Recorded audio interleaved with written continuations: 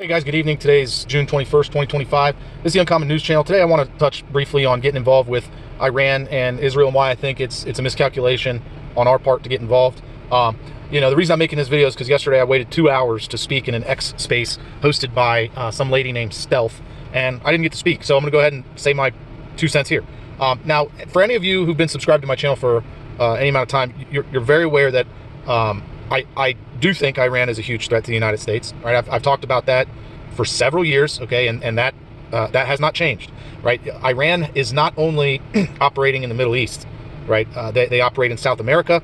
They operate here on our border, and they operate inside of the United States. And I know this from personal experience, being down here at the border. Iranians are down here at the border, and their foreign exchange students always get priority for some reason when it comes to being selected at universities like New Mexico and UTEP. So they are here, all right.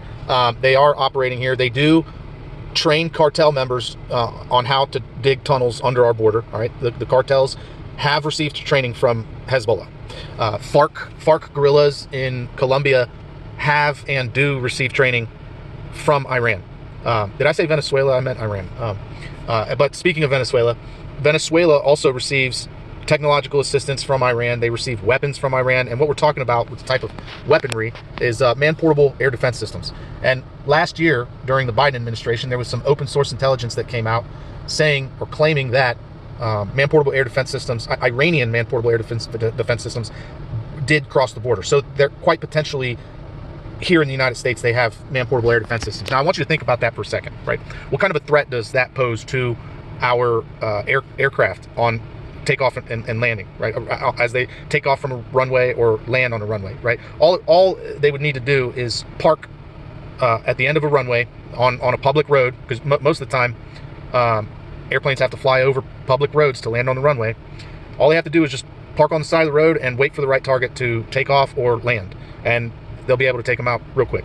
And that could be done on our Air Force bases, right? So not only could they do that, but we've known for like over 30 years that they are targeting our grid, right? At a moment's notice, they can target our grid whenever they want. They have critical assets in their crosshairs and teams that are trained to take out those major transformers, right? Not only that, but at the onset of this conflict, when Israel and Hamas started fighting each other, Iran made it very clear that if we get involved, they are going to not only take out our oil rigs in Texas, in Midland, Texas, and off the coast of Texas. They're going to take out our rigs. They're going to take out our refineries here in the States. They're going to take out our refineries here in the States. They're going to take out our tanks, our storage tanks. They're going to take out our ships and shut down the shipping lanes. And they can do that from Venezuela, where they operate. If you're not aware, they do have relations with Venezuela. They're operating in Venezuela. They're operating the oil fields in Venezuela, and with just their Shahed drones alone, just with their Shahed drones, they can reach all the way up to New York City, and they can reach all the way up to Midland, Texas. Think about that for a second. Everything in that radius is vulnerable to attacks from Iranian, not just Iranian Shahed drones, but also from Iranian ballistic missiles, should they have those in Venezuela. Right? So Iran said that they would do those things, and Yemen also said that they would shut down the Bab al-Mandab Straits. So not only would the Straits of Hormuz be shut down, but the Bab al-Mandab Straits would be shut down. They would most likely sink at least one aircraft carrier, if not two, right? And what would that do to the marine life right off the coast there? Because those things are powered by a nuclear generator, nuclear power plant, right? So for us to blow up a few sand dunes in the middle of Iran that may or may not have centrifuge or uranium or plutonium underneath of it or whatever, we would be risking shutting down 30% of all oil production in the United States. Why? Because Iran also threatened to annihilate Saudi Arabia, basically, and they can do it. Okay, so not only would they take offline 30% of the world oil, but they would shut down, I don't even remember what the percentage of traffic that goes through the Bab al-Mandab Straits and the Suez Canal. But that would cease too. The global trade would come to a grinding halt, all because we wanted to drop a Moab on a few sand dunes in the middle of Iran. And I don't just say that willy-nilly, right? If you think that Iran has all of their eggs in one basket. And when I'm talking about eggs, I'm talking about nukes or nuclear material, right? If you think that Iran has all of their nuclear material in under one bunker or two bunkers or three bunkers, you're wrong. It's a miscalculation on your part. They're smarter than that. They have assets all over the world. They have assets in South America. They have assets here on the border. They have assets here in the United States. And dropping a couple Moabs on some sand dunes in Iran is not going to make that stuff go away, right? Iran quite literally has us by the balls.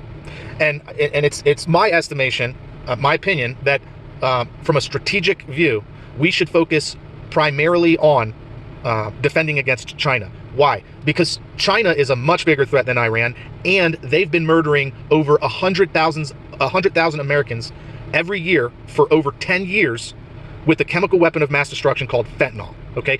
China is a much bigger threat. And if we waste all of our resources on fighting Israel's war against Iran, then we will have nothing left over when China rises up against us. We'll have no more steam, no more energy, because Iran said they were going to take it out. And they can do it, and you should expect that they will do it. We were warned.